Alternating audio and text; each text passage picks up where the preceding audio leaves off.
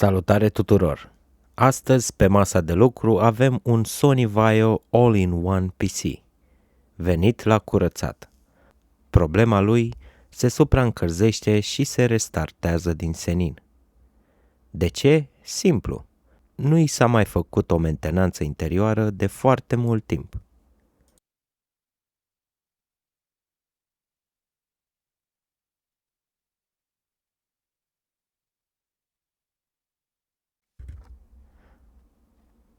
Totul se desface prin spate. Trebuie să-i scoatem capacul, piciorul de susținere și o grămadă de șuruburi. Și când zic grămadă, nu glumesc.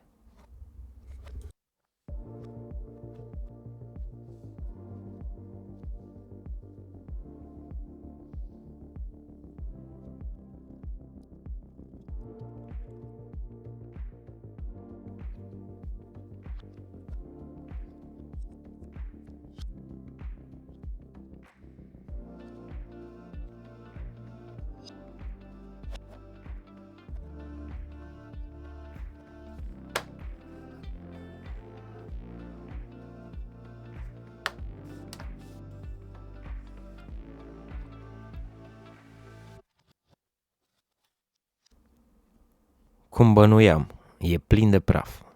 Hai să-l desfacem pas cu pas.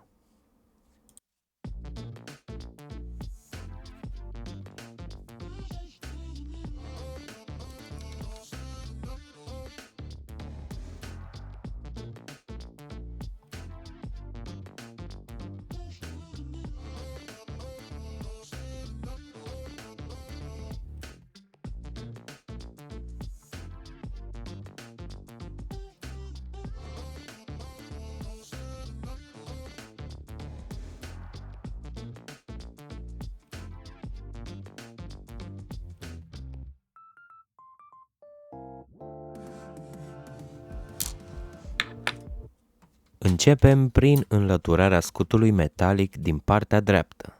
Apoi dăm jos coolerul de pe procesor, ce este lipit de ventilatoare.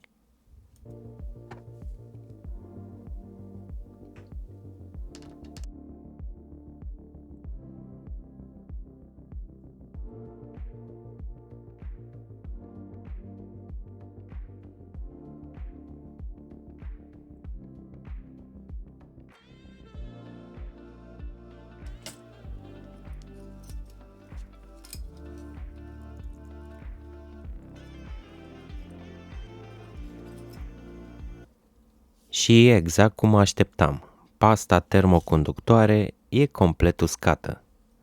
Trebuie curățată bine atât de pe procesor cât și de pe chipul grafic.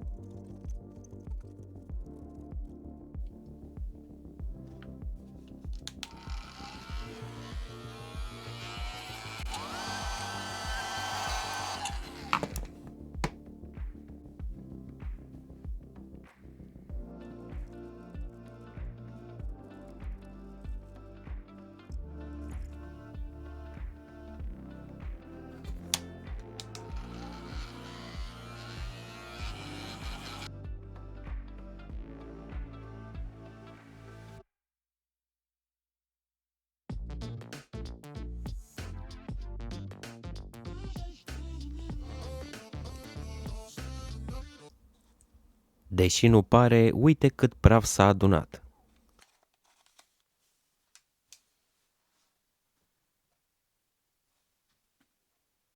Trecem și la ventilatoare și radiator.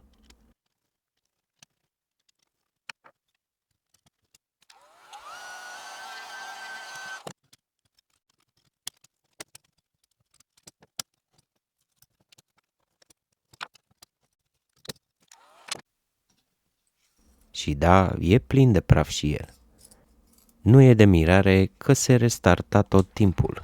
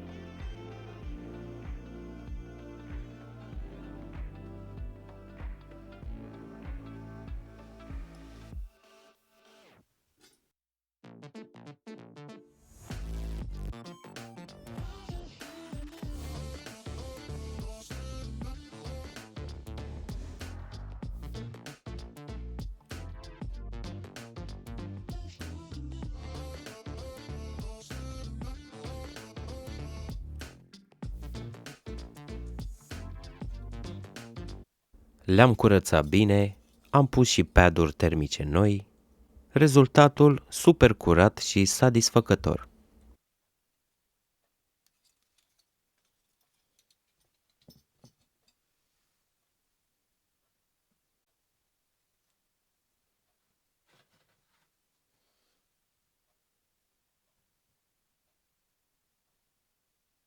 Aplicăm și pastă termoconductoare nouă.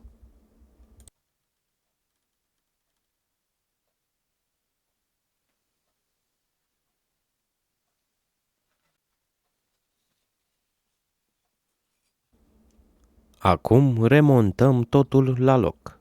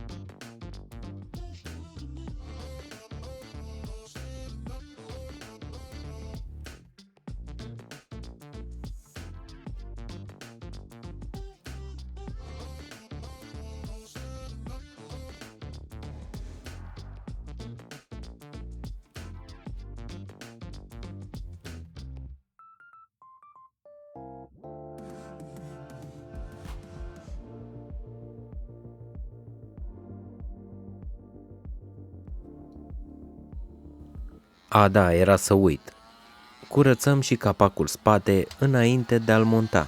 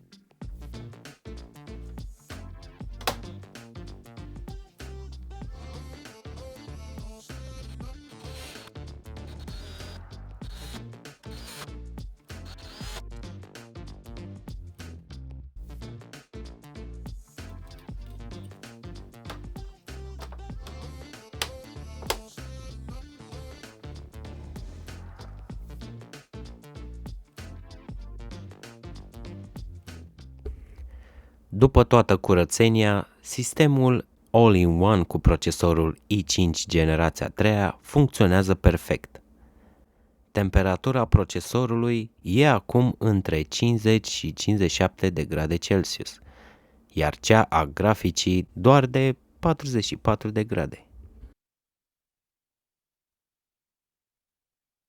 Calculatorul respiră mai bine acum. Nu uita să susții canalul cu un like, un subscribe și mai ales să-i faci și tu o curățare calculatorului tău din când în când.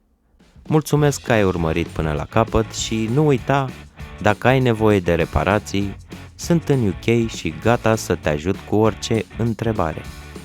Salutare!